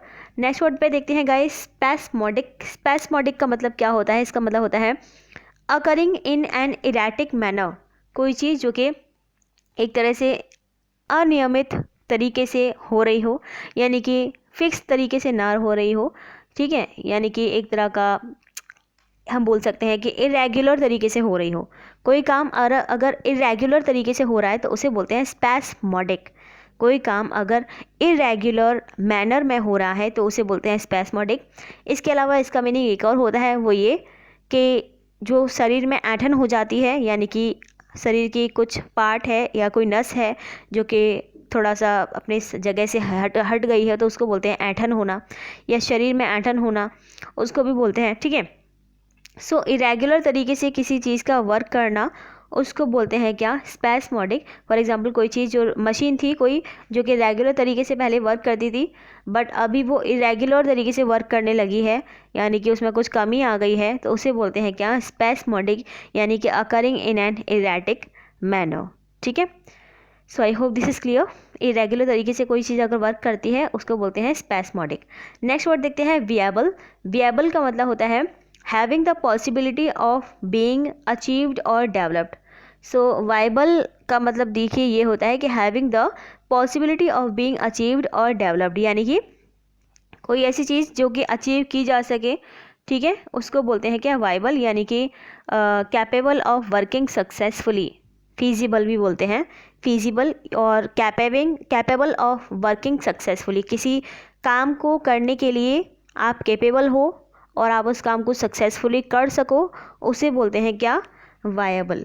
ठीक है, सो वायबल का मतलब होता है having the possibility of being achieved और डेवलप्ड, कोई ऐसी पॉसिबिलिटी जिसमें आप किसी चीज़ को अचीव कर सको या डेवलप कर सको, उसे बोलते हैं क्या, viable. So I hope this is clear. So guys इस तरीके से हमने 50 इंपॉर्टेंट वर्ड्स आज के इस वीडियो में कवर कर लिए हैं। अब मैं आपको इन सभी वर्ड्स का रिवीजन कराती हूँ फटाफट से, जिससे आप इन सभी वर्ड्स को कभी ना भूलो। रिवीजन गाइज बहुत ही ज़्यादा इंपॉर्टेंट है, पहले हमें चीज़ों को समझना चाहिए, उसके बाद उन्हें रिवाइज ज़रूर करना चाहिए, उससे चीज़ें लॉन्ग टाइम के लिए हमारे माइंड में सेट हो जाती हैं। तो चलिए करते हैं रिवीजन। रिलक्टेंट का मतलब होता है अनिच्छुक, यानी कि अनविलिंग होना। ठीक है, टर्मोइल का मतलब होता है खलबली मच जाना, यानी कि a state of great disturbance, confusion और अनसर्टेनिटी, उसे कहते हैं क्या, खलबली मच जाना। ब्योएंसी का मतलब क्या होता है, देखिए ब्योएंसी का मतलब होता है अ चीयरफुल एंड ऑप्टिमिस्टिक एटीट्यूड और डिस्पोजिशन, किसी पर्सन का चीयरफुल एटीट्यूड होना या ऑप्टिमिस्टिक एटीट्यूड होना या उसका बहुत ही ज़्यादा खुश होना, उसे बोलते हैं क्या, ब्योएंसी। ठीक है, नेक्स्ट वर्ड मैंने आपको बताया था रिकनसाइल। रिकनसाइल का मतलब होता है मेल करना या कराना, यानी कि रीस्टोर करना फ्रेंडली रिलेशंस को, उसे कहते हैं रिकनसाइल करना। एंड्योर्स का मतलब क्या होता है, एंड्योर्स का मतलब होता है टिके रहना, यानी कि रिमेन इन एग्जिस्टेंट, लास्ट तक किसी काम में जो है टिके रहना, उसे बोलते हैं क्या, टिके रहना, यानी कि remain in existence, that is called endures. Next था एम्बार्क। एम्बार्क का मतलब क्या होता है, देखिए एम्बैक का मतलब होता है टू बिगिन अ न्यू, यानी कि कोई नई शुरुआत करना, उसे बोलते हैं एम्बैक, यानी कि कोई नई शुरुआत करना, उसे बोलते हैं एम्बैक। कोहेरेंट। कोहेरेंट का मतलब क्या होता है, ऑफ एन आर्ग्यूमेंट, थ्योरी और पॉलिसी लॉजिकल एंड कंसिस्टेंट, कोई आर्ग्यूमेंट हो या कोई थ्योरी हो, कोई पॉलिसी हो जो कि लॉजिकल हो, कंसिस्टेंट हो, यानी कि सुसंगत हो, यानी कि क्लियर हो कोई चीज़, उसे बोलते हैं क्या, कोहेरेंट। नेक्स्ट होता है इनकम्बेंट। इनकम्बेंट का मतलब मैंने आपको बताया था, कोई पर्सन अगर अभी किसी पद पर या फिर किसी पोजीशन पर काम कर रहा है तो उस पर्सन को बोलते हैं इनकम्बेंट। ठीक है, यानी कि उस पोजीशन पर अभी कोई पर्सन काम कर रहा है तो उसको बोलेंगे इनकम्बेंट। एंड इसके अलावा इसका दूसरी मीनिंग ये होता है कि necessary for someone as a duty for responsibility, यानी कि कोई चीज़ जो कि किसी पर्सन के लिए एक तरह से ड्यूटी की तरह हो या रिस्पॉन्सिबिलिटी की तरह हो, यानी कि ज़रूरी हो कोई चीज़, उसको बोलते हैं क्या, इनकम्बेंट, यानी कि अनिवार्य होना एक तरह से। अनिवार्य का मतलब होता है ना कि ये चीज़ करनी ही करनी है, उसको बोलते हैं। ठीक है, नेक्स्ट वर्ड है गाइस कंबस्टन। कंबस्टन का मतलब देखिए क्या होता है, कंबस्टन का मतलब होता है the process of burning something, किसी चीज़ को जलाना, उसको बोलते हैं क्या, कंबस्टन करने, यानी कि दहन होना। ठीक है, तो उसको बोलते हैं क्या, कंबस्टन, या प्रोसेस ऑफ बर्निंग समथिंग, यानी कि दहन होना। नेक्स्ट होता है सीक्वेस्ट्रेशन। सीक्वेस्ट्रेशन का मतलब होता है द एक्शन ऑफ सीक्वेस्ट्रेटिंग और taking legal possession of assets. जैसे कि मैंने आपको इसमें बैंक का एग्जांपल दिया था कि जब कोई बैंक है जो कि किसी पर्सन को द्वारा लोन ना चुकाए जाने पर उसके जो संपत्ति है उसको क्या कर ले, अधिग्रहण कर ले, यानी कि उसको अपने लीगली अपने नाम करवा ले, पोजेशन कर ले उसका, तो उसको बोलते हैं क्या, सीक्वेस्ट्रेशन, यानी कि किसी संपत्ति को क्या करना, अपने अपने नाम करवा लेना या फिर उसको जब्त कर लेना, उसे बोलते हैं सीक्वेस्ट्रेशन। डिपोर्टमेंट। देखिए डिपोर्टमेंट का मतलब होता है चाल ढाल, यानी किसी पर्सन की चाल ढाल कैसी है, the way a person stands and walks particularly as an element of etiquette, यानी किसी पर्सन की चाल ढाल कैसी है, किसी पर्सन का जो बिहेवियर है वो कैसा है, समाज में वो कैसे रहता है, उसको बोलते हैं क्या, डिपोर्टमेंट, यानी कि the way a person stands and walks particularly as an element of etiquette, यानी कि चाल ढाल। ठीक है, डिपोर्टमेंट का मतलब ये हो गया।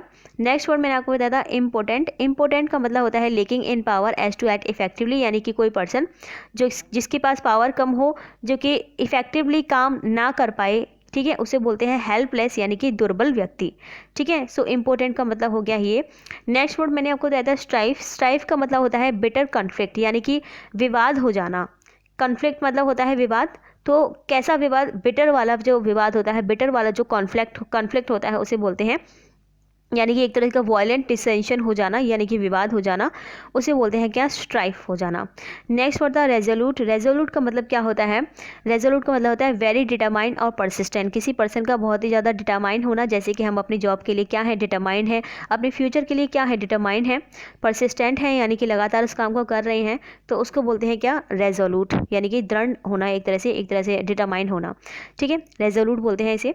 एंड एस्क्राइब का मतलब देखिए क्या होता है, एस्क्राइब का मतलब होता है एट्रीब्यूट और कॉज और कैरेक्टरिस्टिक, यानी कि किसी चीज़ का कारण बताना, किसी चीज़ को एक्सप्लेन करना। तो मैंने आपको इसमें बताया था कि एस्क्राइब को आप एक्सप्लेन की हेल्प से याद रखिए। तो एक्सप्लेन का मतलब होता है किसी चीज़ को एक्सप्लेन करना, रीज़न बताना किसी चीज़ का, तो उसी को बोलते हैं हम एस्क्राइब, यानी कि attribute, a cause or characteristic, यानी कि कारण बताना।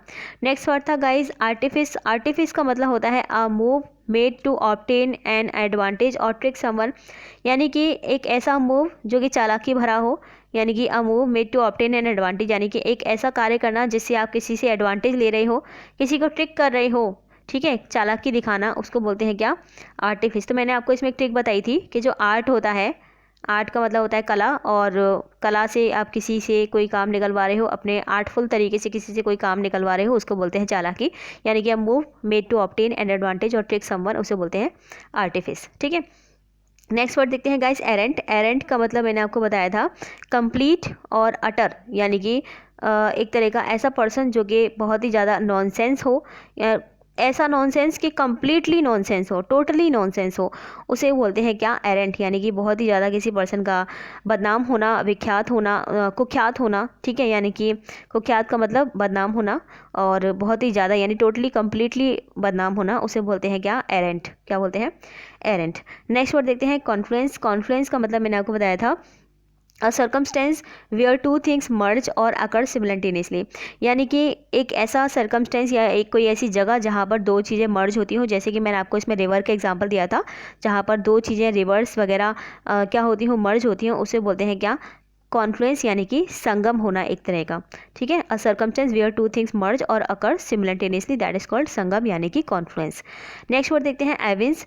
एविंस का मतलब मैंने आपको बताया था to show or express clearly, to make plain, यानी किसी चीज़ को एक्सप्रेस करना, लेकिन कैसे एक्सप्रेस करना, क्लियरली एक्सप्रेस करना, यानी कि बहुत ही प्लेन तरीके से इसको सिंपल बना के एक्सप्लेन करना, उसे बोलते हैं क्या, एविंस, ठीक है। जैसे कि कोई प्रेजेंटेशन है जो आपने बहुत ही क्लियरली उसे शो किया, एक्सप्रेस किया, उसको एकदम सिंपल वे में आपने क्या किया, सभी को शो किया, यानी कि एक्सप्रेस किया, उसे बोलते हैं क्या, एविंस बोलते हैं, ठीक है।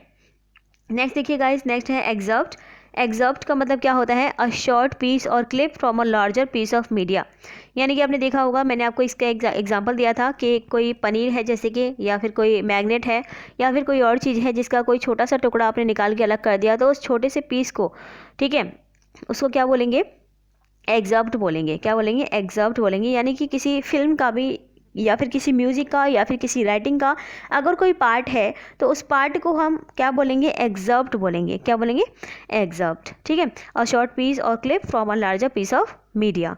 नेक्स्ट देखिए एकॉस्ट। एकॉस्ट का मतलब क्या होता है, approach and address boldly or aggressively, यानी कि किसी को क्या करना, बोल्डली एड्रेस करना, अप्रोच करना, यानी कि मैंने इसमें आपको एक एग्जांपल दिया था कि आप किसी से बात कर रहे हो तो कैसे बात कर रहे हो, एग्रेसिव तरीके से, यानी कि जैसे मीडिया होती है, मीडिया परेशान करती है, इतने सारे क्वेश्चन पूछती है, जब कभी कभी परेशान कर देती है मीडिया, तो कोई पर्सन उसको फिर कैसे रिप्लाई करता है, एग्रेसिवली रिप्लाई करता है, उसे बोलते हैं क्या, अकॉस्ट, ठीक है, क्या बोलते हैं, अकॉस्ट, यानी कि गुस्से में क्या करना, रिप्लाई करना, एग्रेसिवली रिप्लाई करना। और अकॉस्ट का मतलब एक और होता है लाइक सैल्यूटेशन, यानी कि कोई जैसे पर्सन, इंडियंस, एवरी इंडियन की मैं बात करूँगी कि एवरी इंडियन जब अपने नेशन को, अपने फ्लैग को जब सैल्यूट करते हैं, तो वो बहुत ही ज़्यादा बोल्डली सैल्यूट करते हैं, यानी कि जोश भरे अंदाज में सैल्यूट करते हैं, उसे बोलते हैं सैल्यूटेशन। सो अकॉस्ट का मतलब हो गया सीधा सीधा जोश होना। अब वो जोश कैसा है, पॉजिटिव या नेगेटिव, वो डिफरेंट करता है सिचुएशन पे, ठीक है। सो अकॉस्ट का मतलब होता है approach and address someone boldly or aggressively, यानी कि संबोधित करना। नेक्स्ट देखिए क्या होता है, एक्विटल। एक्विटल का मतलब मैंने आपको बताया था, एक्विटल का मतलब होता है दोष मुक्ति, यानी कि setting free from the charge of an offence, यानी कि किसी पर्सन को क्या कर देना, किसी ऑफेंस से या किसी चार्ज से क्या कर देना, मुक्त कर देना, फ्री कर देना, उसको बोलते हैं क्या, एक्विटल। नेक्स्ट देखा था हमने इम्प्लीकेशन। इम्प्लीकेशन का मतलब होता है एन आइडिया और belief that is suggested from something else, यानी कि कोई आइडिया होना, कोई बिलीफ होना जो कि किसी के द्वारा सजेस्ट किया गया हो, उसको बोलते हैं क्या, इम्प्लीकेशन। ठीक है, यानी कि अनुमान होना, एक तरह से कोई आइडिया होना, कोई बिलीफ। आइडिया और बिलीफ का मतलब क्या हुआ, किसी का अनुमान होना कोई। ठीक है, सो आइडिया और belief that is suggested from something else, उसे बोलते हैं क्या, इम्प्लीकेशन। नेक्स्ट होता है मेल कॉन्टेंट। मेल कॉन्टेंट का मतलब होता है an individual who is अनट्रूली and hardly ever satisfied.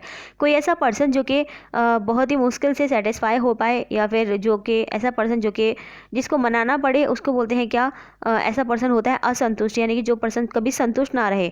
या फिर हम उसके सेंस में बोल सकते हैं कि कोई ऐसा पर्सन जिसको कितनी भी पैसा मिल जाए, कितना भी दौलत मिल जाए, वो कभी संतुष्ट ना रहता हो, उसको बोलते हैं क्या, मेल कॉन्टेंट, यानी कि असंतुष्ट व्यक्ति। ठीक है, नेक्स्ट देखते हैं पोटेंट। पोटेंट का मतलब होता है पूर्वाभास या पूर्व सूचना देना, यानी कि या अपने फ्यूचर के बारे में पहले से ही कोई बता रहा है, तो उसको बोलते हैं क्या, पोटेंट करना, यानी कि पहले से ही फ्यूचर के बारे में बताना। नेक्स्ट था रिपार्टी। रिपार्टी का मतलब होता है मस्खरापन का जवाब, यानी कि an interchange of clever replies. Clever replies जो होते हैं उनका इंटरचेंज होना, यानी कि किसी ने आपको क्लेवर रिप्लाई दिया तो बदले में आपने भी उसको क्लेवर रिप्लाई दिया, उसको बोलते हैं क्या, रिपार्टी, यानी कि मस्खरापन का जवाब। नेक्स्ट होता है पॉम्पस। पॉम्पस का मतलब होता है गर्वित, यानी कि कोई ऐसा पर्सन जो सेल्फ इम्पोर्टेंस रखता हो, यानी कि अपने लिए इम्पोर्टेंस रखता हो, खुद पर गर्वित होता हो, उसको बोलते हैं क्या, पॉम्पस। ठीक है, यानी कि having or exhibiting self importance. Next word देखा था हमने रेनेज। रेनेज का मतलब देखिए क्या होता है, इसका मतलब है to not fulfil a promise, यानी कि रेनेग का मीनिंग होता है वायदा करके मुकर जाना। रेनेग का मतलब क्या होता है, to not fulfil a promise, यानी किसी प्रॉमिस को करके उसको पूरा ना करना, उसे बोलते हैं क्या, रेनेग। ठीक है, स्टैग्नेंट का मतलब देखिए क्या होता है, इसका मतलब होता है मंद, यानी कि नॉट मूविंग और इंक्रीजिंग। किसी चीज़ का क्या करना, वो जो ऐसी कोई चीज़ जो कि मूविंग ना हो, इंक्रीजिंग ना हो, यानी कि स्लो मोशन में हो, उसको बोलते हैं क्या, मंद। स्लो मोशन बोल सकते हैं, या फिर ऐसा बोल सकते हैं कि किसी चीज़ में एकदम से ही रुकावट आ गई हो, उसमें कोई मूवमेंट ना हो, वो जैसे कि हम शेयर्स वगैरह के बारे में ही बोल सकते हैं, शेयर मार्केट के बारे में कोई स्टैग्नेंट हो गया है या फिर मंद हो गया है, बढ़ नहीं रहा है आगे, तो उसको बोलते हैं क्या, स्टैग्नेंट हो जाना, यानी कि मूविंग ना होना, इंक्रीजिंग ना होना, स्टैग्नेंट हो जाना, यानी कि वहीं उसमें रुकावट आ जाना, ठहर जाना। ठीक है, नेक्स्ट वर्ड देखिए क्या होता है टैपेड। टैपेड का मतलब मैंने आपको बताया था डिस्प्लेइंग लिटिल इंटरेस्ट और एंथुसियाज्म, यानी कि बेमन से कोई काम करना। टैपेड, टैपेड मन से बोल सकते हैं एक तरह से, टैपेड मन से कोई काम करना, यानी कि ऐसा कोई काम करना जिसमें आपको कोई इंटरेस्ट ना हो, कोई एंथुसियाज्म ना हो, बेमन से कोई काम करना, उसको बोलते हैं क्या, टैपेड। ठीक है, नेक्स्ट वर्ड मैंने आपको बताया था एस्थेटिक। एस्थेटिक का मतलब देखिए क्या होता है, इसका मतलब होता है concerning or characterized by an appreciation of beauty or good taste, यानी कि किसी को कंसर्न करना या कैरेक्टराइज करना किसी की किस तरह से ब्यूटी के अप्रिसिएशन से या गुड टेस्ट से। ठीक है, यानी कि कोई सुंदर है तो उसको ब्यूटी के अप्रिसिएशन से किसी को कंसर्न करना, कैरेक्टराइज करना, यानी कि किसी के ब्यूटी को देखकर कैरेक्टराइज करना कि ये पर्सन कैसा है, ये पर्सन कैसा है, उसको बोलते हैं एस्थेटिक। ठीक है, नेक्स्ट देखिए जेलॉट। जेलट का मतलब होता है वन हु इज़ अनकम्प्रोमाइजिंग, कोई ऐसा पर्सन जो कि अनकम्प्रोमाइजिंग हो, यानी कि अनकम्प्रोमाइजिंग किससे हो, अपने आइडियल्स से, यानी कि कोई पर्सन है जिसके कुछ आइडियल्स हैं और वो अपने आइडियल्स से कभी भी कॉम्प्रोमाइज़ ना करे, उसको बोलते हैं क्या, जेलट। यानी कि कोई ऐसा पर्सन जो कि अपने आइडियल से कभी भी कॉम्प्रोमाइज़ ना करे, वो फैनेटिकल टाइप का हो। फैनेटिकल का मतलब होता है हिंदी में कट्टरपंथी। ठीक है, यानी कि जो अपने ही किसी आइडियल्स को सपोर्ट करता हो, उसे बोलते हैं क्या, समर्थक। ठीक है, नेक्स्ट देखते हैं गाइस कंस्ट्रू। कंस्ट्रू का मतलब देखिए क्या होता है, कंस्ट्रू का मतलब होता है to clarify what something means. Construe का मतलब क्या होता है, to clarify what something means, यानी कि आशय बतलाना, यानी किसी चीज़ का क्या करना, मीनिंग बताना यानी क्लियर करना, उसे बोलते हैं क्या, कंस्ट्रू। फॉर एग्जाम्पल आपने किसी चीज़ का रीज़न बताया, किसी को क्लैरिफाई किया, किसी को कोई चीज़, मान लो किसी को कोई कन्फ्यूज़न है तो आपने उसको क्या किया, उसकी कन्फ्यूज़न को दूर किया क्लैरिफाई करके, तो उसे बोलते हैं क्या, कंस्ट्रू करना। क्या बोलते हैं, कंस्ट्रू करना। ठीक है, अब देखते हैं नेक्स्ट जेनोफोबिया। जेनोफोबिया का मतलब क्या होता है, a dread or dislike of anything or anyone foreign specially people from other cultures and races, यानी कि कोई ऐसा व्यक्ति जो कि विदेशी लोगों से डरता हो, उसको बोलते हैं क्या, या विदेशी लोगों को पसंद ना करता हो, उसे बोलते हैं क्या, जेनेफोबिया। उस बीमारी को बोलते हैं जेनेफोबिया, यानी कि ऐसी बीमारी जिसमें कोई पर्सन किसी विदेशी पर्सन को डिसलाइक करे या पसंद ना करे। ठीक है, कोई विदेशी पर्सन हो गया या रिलीजन हो गया, ठीक है, उसको वो डिसलाइक करे या पसंद ना करे, या कोई अलग वाला जो कल्चर होता है, कल्चर को पसंद ना करे, डिसलाइक करे, उसके अंदर ऐसी चीज़ों का होना, भावनाओं का होना, तो ऐसी बीमारी को हम बोलते हैं क्या, जेनेफोबिया बोलते हैं। ठीक है, नेक्स्ट वर्ड क्या है हमारा, नेक्स्ट वर्ड है वर्चुओसो। वर्चुओसो का मतलब होता है कोई ऐसा पर्सन जो कि बहुत ही ज़्यादा स्किल्ड हो किसी म्यूज़िक में या फिर किसी और आर्ट में, ठीक है, किसी और आर्ट में या फिर किसी म्यूज़िक में कोई पर्सन कैसा हो, वर्चुओसो हो, यानी कि स्किल्ड हो, तो उस पर्सन को क्या बोलते हैं, वर्चुओसो। और खाली म्यूज़िक के लिए ही नहीं, ये किसी भी चीज़ के लिए हम जैसे आर्किटेक्चर के साइंस में बोल सकते हैं, या फिर कोई और चीज़ में अगर कोई पर्सन स्किल्ड है, बहुत ही अच्छा है, तो उसको बोलते हैं क्या, वर्चुओसो। नेक्स्ट देखिए, नेक्स्ट वर्ड क्या है, सेलेन। सेलेन का मतलब होता है बदमिजाज, किसी पर्सन का कैसा होना, बैड टेम्पर्ड होना, ग्लूमी होना, यानी कि उदास होना किसी पर्सन का। ग्लूमी का मतलब क्या होता है, उदास। बैड टेम्पर्ड का मतलब होता है खराब टेम्पर वाला, तो उसको बोलते हैं क्या, सेलेन, यानी कि किसी पर्सन का कैसा होना, बदमिजाज होना, यानी कि बैड टेम्पर्ड होना और ग्लूमी होना, उसको बोलते हैं सेलेन। नेक्स्ट देखिए क्या होता है, पॉन्डरस। पॉन्डरस का मतलब होता है कोई चीज़ बोरिंग होना, डल होना, उससे बोलते हैं क्या, पॉन्डरस बोलते हैं, यानी कि बोरिंग एंड डल, सीधा सीधा इसका मीनिंग होता है, उसे बोलते हैं क्या, पॉन्डरस। नेक्स्ट देखिए, ऑब्डुरेट। ऑब्डुरेट का मतलब क्या होता है, ऑब्डुरेट का मतलब होता है अनमूव्ड और बाय परसुएशन, यानी किसी पर्सन का जिद्दी होना।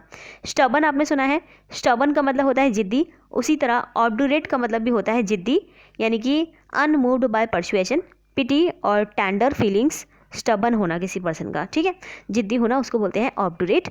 नेक्स्ट देखिए क्या होता है, नप्शल्स। नप्शल्स का मतलब मैंने आपको बताया था, इसका मतलब होता है शादी, यानी कि वेडिंग, मैरिज। तो आपने वेडिंग सुना होगा, मैरिज सुना होगा, लेकिन वेडिंग और मैरिज को एक और वर्ड से भी बोलते हैं, वो क्या है, नप्शल्स। नप्शल्स का मतलब भी होता है शादी, वेडिंग का मतलब ये होता है शादी, एंड मैरिज का मतलब भी होता है शादी। सो जो नप्शल्स वर्ड है उसे आप याद रखिएगा, डिफरेंट वर्ड है, क्योंकि किसी को पता भी नहीं होगा कि नप्शल्स का मतलब शादी होता है, और यही वर्ड फिर एग्जाम में आ जाते हैं, तो हम ये जो सिंपल मीनिंग है इनका, लेकिन सिंपल मीनिंग हमें ना पता होने की वजह से हम इस वर्ड को बहुत टफ समझने लग जाते हैं कि नप्शल्स, पता नहीं क्या मीनिंग होगा इसका, लेकिन मीनिंग बहुत ही ईजी सा है। मीनिंग होता है इसका शादी, यानी कि वेडिंग, यानी कि मैरिज, ठीक है। सो नप्शल्स का मतलब होता है शादी। नेक्स्ट देखिए क्या होता है गाइस, नेक्स्ट है आपका जेफर। जेफर का मतलब क्या होता है, अ लाइट और डेलिकेट वाइंड, हल्की हवा। जो हल्की हवा होती है ना, हल्की हवा, यानी कि हम बोलते हैं हल्की हल्की हवा चल रही है, यानी कि डेलिकेट वाइंड बोलते हैं उसको, लाइट वाइंड, डेलिकेट वाइंड, और हिंदी में क्या बोलते हैं, हल्की हवा, उसको बोलते हैं क्या, जेफर, ठीक है। जेफर मतलब हल्की हवा चलना, लाइट वाइंड चलना, उसे बोलते हैं जेफर। नेक्स्ट देखिए क्या होता है, एलिमेंट। एलिमेंट का मतलब होता है कोई रोग, कोई बीमारी, लेकिन वो छोटी सी बीमारी हो, कोई बड़ी बीमारी ना हो, तो उसको बोलते हैं क्या, एलिमेंट, यानी कि a condition that affects a person's mental और फिजिकल वेलबींग, यानी कि कोई ऐसी कंडीशन जिसमें किसी पर्सन की जो मेंटल हालत है वो ख़राब हो जाए, फिजिकल हालत जो है ख़राब हो जाए, उसको बोलते हैं क्या, एलिमेंट बोलते हैं, यानी कि छोटा छोटा रोग लग जाना। नेक्स्ट देखिए, कॉन्फ्लेग्रेशन का मतलब होता है आग, यानी कि कोई ऐसी आग जो कि सभी चीज़ों को डिस्ट्रॉय कर दे, जैसे कि अमेज़न की जंगलों में जो आग लगी थी, मैंने आपको एग्जांपल के तौर पे बताया था कि अमेज़न की जंगलों में जो आग लगी थी उसकी वजह से बहुत ज़्यादा नुकसान हुआ था, एनिमल्स बहुत ज़्यादा उसमें मरे हुए थे, मैंने कुछ पिक्स वगैरह देखी हुई थी, तो इसमें मुझे याद है।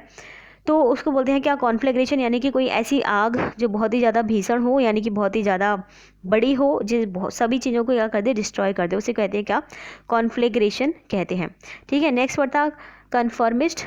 कन्फर्मिस्ट का मतलब देखिए क्या होता है, कैनफॉर्मिस्ट का मतलब होता है an individual who follows accepted practices. Conformist का मतलब होता है कोई ऐसा पर्सन जो प्रिंसिपल्स या से जो प्रैक्टिसेस होती हैं उनको फॉलो करें। फॉर एग्जांपल आप किसी कंट्री में गए हो, दूसरी कंट्री में क्या होता है, अलग अलग तरह के रूल्स होते हैं, वहाँ की अलग अलग तरह की प्रैक्टिसेस होती हैं, तो आपको उस कंट्री की प्रैक्टिसेस को फॉलो करना पड़ेगा अगर आपको वहाँ पे रहना है। तो अगर आप उन्हें फॉलो करते हो तो आपको क्या बोला जाएगा, कन्फॉर्मिस्ट बोला जाएगा। अगर आप वहाँ की जो प्रैक्टिसेस हैं, वहाँ के जो रूल्स हैं, उनको अगर आप फॉलो करते हो तो आपको क्या बोला जाएगा, कन्फॉर्मिस्ट बोला जाएगा, ठीक है। सो समझ आया, इसका मीनिंग होता है कैनफॉर्मिस्ट का, इसको कैनफॉर्मिस्ट बोलते हैं। कैनफॉर्मिस्ट का मीनिंग होता है कोई ऐसा पर्सन जो कि किसी अदर कंट्री के जो रूल्स हैं, जो प्रैक्टिसेस हैं, उनको फॉलो करे, उस पर्सन को बोलेंगे कैनफॉर्मिस्ट, ठीक है। नेक्स्ट देखिए, मॉकरी। मॉकरी का मतलब होता है मजाक, किसी का मजाक उड़ाना, यानी कि ridicule that is directed at a person, group और थिंग, यानी कि कोई ऐसा मजाक जो कि किसी पर्सन के लिए हो, किसी ग्रुप के लिए हो, या किसी चीज़ के लिए हो, इसको बोलते हैं क्या, मॉकरी। नेक्स्ट देखिए क्या होता है, प्यूसेंट। प्यूसेंट का मतलब क्या होता है, having a large amount of authority या पावर, कोई ऐसा पर्सन जिसके पास बहुत सारी पावर हो, ठीक है, अथॉरिटी हो, यानी कि बड़े लेवल पे हो कोई पर्सन, तो उसको बोलते हैं क्या, प्यूसेंट बोलते हैं, ठीक है। नेक्स्ट वर्ड देखिए, पर्लन। पर्लन का मतलब होता है चुराना, यानी to take another's belongings without permission, किसी पर्सन की चीज़ों को चुराना बिना उसकी परमिशन के, उसे बोलते हैं क्या, पर्लॉइन। ठीक है, जैसे चोर आते हैं हमारे घर में, क्या करते हैं, हमारे बिना परमिशन के सामान को उठा के ले जाते हैं, तो उसको क्या बोलेंगे, पर्लॉइन, यानी कि चुराना। ठीक है, नेक्स्ट देखिए सॉर्डेड। सॉर्डेड का मतलब होता है वेरी बैड और डर्टी, यानी कि गंदा, उसको बोलते हैं क्या, सॉर्डेड।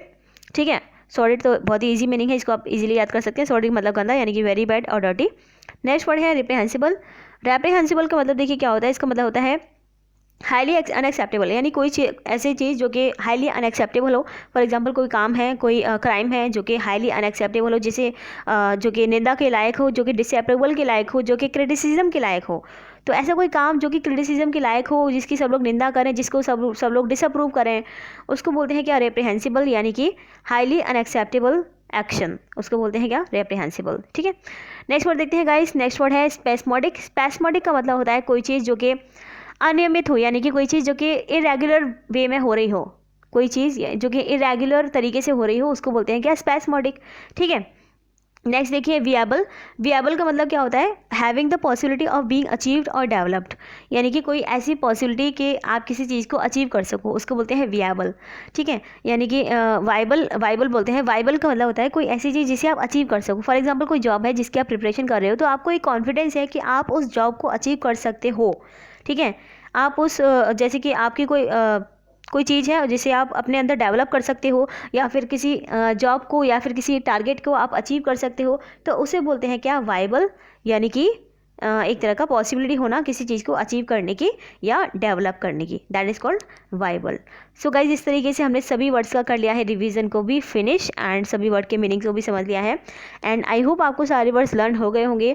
अगर आपको अभी भी कुछ वर्ड्स लर्न करने के लिए नहीं हो पाए हैं, तो आप इस वीडियो को 2 से 3 बार रिवाइज कर लीजिएगा। जब भी आपको टाइम मिले फटाफट से वीडियो को ओपन करके आप दोबारा से सभी वर्ड्स को रिवाइज कर लीजिएगा। एंड सुनने से बहुत ही अच्छे से रिवाइज होते हैं, दैट्स वाई ऑडियो फॉर्म में ही रिवाइज कीजिएगा, यानी कि पूरा इस वीडियो को आप देखिएगा जब भी आपको रिवीजन की ज़रूरत हो, जिससे क्या होगा कि आप इन सभी वर्ड्स को कभी नहीं भूलोगे। एंड ये वर्ड्स सभी जो मैंने 50 वर्ड्स लिए हैं इंपॉर्टेंट, ये सभी वर्ड्स बहुत ही एग्जाम के लिए इंपॉर्टेंट हैं, जो कि अक्सर एग्जाम में आते रहते हैं। और कुछ न्यू वर्ड्स भी थे जो कि एग्जाम में आ सकते हैं, जैसे कि आपने देखा नप्शल्स, तो इस तरह की वर्ड्स भी एग्जाम में जो है आ सकते हैं। तो चलिए देखते हैं गाइस। एंड आपको अगर हमारे टेलीग्राम ग्रुप एंड चैनल से जुड़ना है, तो उसका लिंक मैंने description box and comment box में दे दिया है। कमेंट सेक्शन में आप चेक करोगे, वहाँ पे आपको टेलीग्राम ग्रुप का लिंक मिल जाएगा, वहाँ पे आप ज्वाइन कर सकते हैं। एंड जो हमारे ग्रुप में क्विजेस होती हैं उन्हें अटेंड कर सकते हैं। सो लिंक दिया गया है डिस्क्रिप्शन बॉक्स में एंड कमेंट सेक्शन में। सो गाइज, वीडियो को लाइक करना बिल्कुल भी ना भूलिएगा। लाइक करेंगे तो वीडियो को, तो मैं नेक्स्ट वीडियो को जल्दी ही लेके आऊँगी। एंड अगर आपको वीडियो पसंद आई है, वीडियो आपको यूजफुल लगी है कि yes video is useful, then please hit the like button. Comment में आप कमेंट करके मुझसे कोई भी डाउट है तो आप पूछ सकते हैं कमेंट सेक्शन में।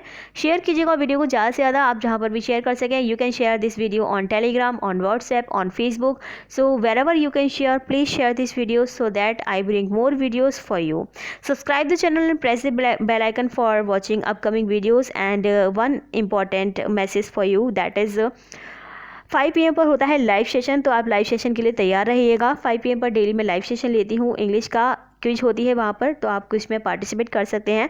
सभी मेंबर्स वहाँ पर, सभी जो बहुत सारे लोग हैं वो वहाँ पर आते हैं, और जो क्विज है, लाइव क्विज सेशन है, उसको अटेंड करते हैं, और बहुत ही ज़्यादा उनको उससे फ़ायदा हो रहा है। That is a fruitful session. So fruitful session रहता है, इसलिए आप 5 PM पर रेडी रहिएगा आज के लाइव सेशन के लिए। एंड डेली 5 PM पर आप रेडी रहा कीजिए, क्योंकि वो सेशन डेली 5 PM पर होता है। So guys, thank you for watching the video, and video को लाइक करना ना भूलिएगा। Thank you.